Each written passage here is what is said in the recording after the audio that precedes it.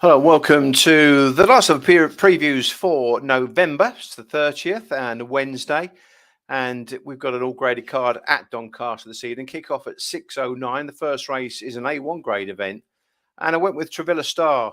Did me a favour last week when bouncing out the boxes and getting to the front. Got three of these in opposition once more, so no reason to really see why that form will be reversed.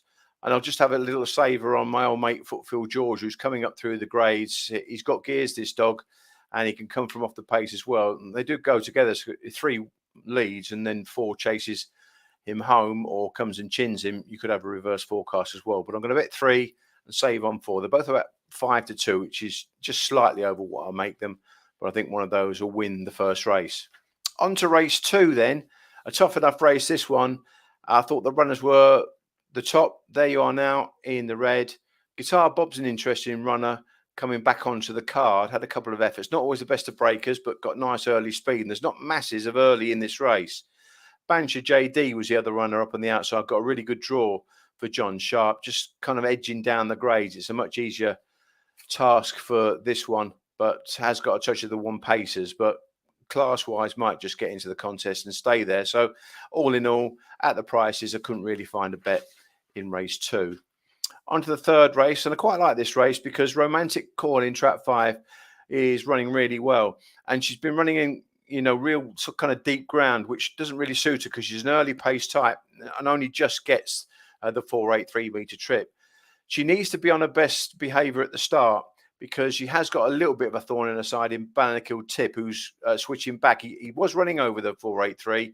He's been sprinting, but he's not always a great breaker, and he definitely doesn't stay either. So he's got all middle gear. So we just need to outstart him and get to the front very, very quickly. And I think really we're only looking around for probably Glen Adam Mambazo. So I'm just going to save my stake around about the 4-1 chance on the 6. So 5 on top of 6 in race 3. Moving on to the fourth race, it's a B7 grade event, and most of these run against each other each week. Slow dogs on the inside, 1, 2, and 3, and they'll all be going for the same posse as well. Do It Quietly is in 3, and he wants to be more or less in track 1.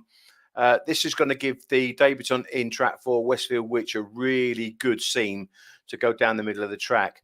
Swift Emphasis on the outside in 5, has got some kind of a squeeze if securing an early passage, but is generally a slow breaker that will come through the field. I think the main danger is going to be Bandit Bolt, but again, he's been well found in the market. He's a smash breaker. He kind of gets a little bit out of pace and then stays again. But in this contest, if he breaks well, he will certainly be prominent. So he will be a danger. But Westfield Witch is coming into this contest with some decent trials. Beat Dathy's Rosie, and Dathy's Rosie has run in the B7s quite well, to be fair, and I think that sort of form tells you that this puppy has got some kind of a squeeze. So around about a 3-1 mark, just a small bet on track 4, and if the 6 does go out to above 2-1, I might just save my stake. In race 5, a tough enough race, this one. Big Race to the Bend on the inside, Dingy's Herb, Parkgate Champ, and Concatenation on the down the middle is going to be kind of a bit of a rush to the turn. Likewise, 5 and 6, they've been running against each other. Rosanda Kate and Rosie Star, all in all, very, very tough. Made it 7-2, the field race, no bet. On to race 6, an interesting race, this one, because it's a decent B2. But a lot of these, again, they run against each other. They beat each other. Middleton Hayes has always got a chance down the middle for Sean Parker. Johnny the Hawk's been running really well for John Sharp. Not been at the track that much, and still running well. Got 2 wins out of 3. This Kenny Chat is a dog that might come into it right. He looks a little bit of a chaser, this dog. He was a dog I really liked when he first came to Doncaster, but then he went off the ball and he's just come back, and he might just be one of those that likes a bit of company. And I thought he came to win his race last time out and didn't quite go through with it. So he's one that will come off the pace, where a lot of these are front runners, so you could frame him up. But all in all, it was a tough enough race. A lot of it will be on the break as well. On to race 7. Interesting race, this one. There was early money for Miss Kane. It was a totally wrong price around about 7-1, but settled down to probably the mark that she should be. She's going to have to get her best break to clear Universal Queen into the bend. And I was more looking at maybe the stayers down the middle. Optic Magic, about 9-2 chance made her much shorter, and Swift Radar as well. Now, Swift Radar can start. She'll probably get a bit tap for toe, but if she stays prominent, she'll use her stamina to good effect. And at 6-1, I thought she was a completely and utterly wrong price. Merlin Sydney on the inside, he's going through the motions. Ivy Hill Max is an interesting runner. He's been struggling for soundness, and he smashed out last week, and he did give us a little bit to think about with Magical Aussie, who we stuck up as a fair bet last week, but couldn't really sustain the gallop. And I'm just wondering whether he might need another 2 or 3 runs to get back to full fitness. So I thought both 3 and 4 were running well. I thought 9-2 and 6-1, they were decent enough prices and offer a bit of value in race 7. On to race 8, a B4 contest, really tough this one. Kramer's got a chance at a big price down the middle to go smash, but he's going to have to because Kilbarry Tigey on his inside has got speed.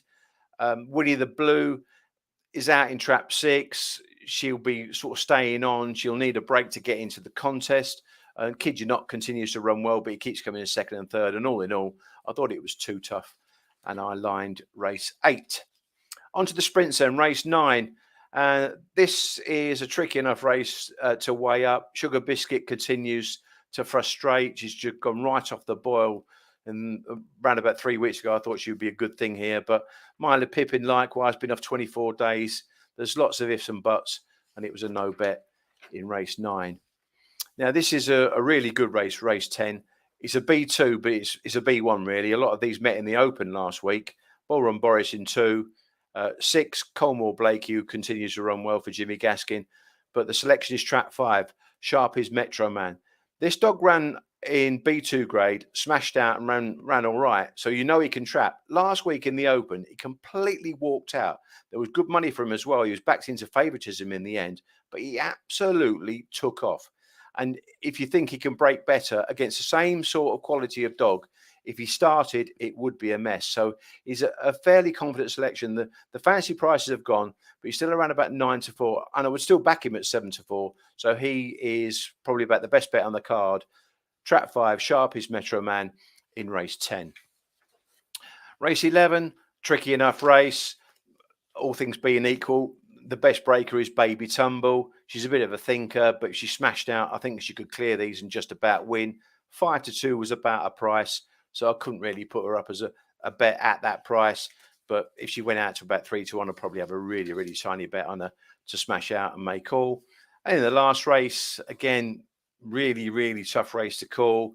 Molly Codler can smash out down the middle. Ballygursu can get inside likewise. Second Kenlin's a good starter. Bungie got a chance. The 2 unexposed dogs on the inside don't look much. But all in all, it looks a 3 the field race. And again, no value. So let's have a look at the bets then that we've got for tonight. In the first race, I'm going to Dutch 3 and 4, slightly favoured 3, only on the draw really.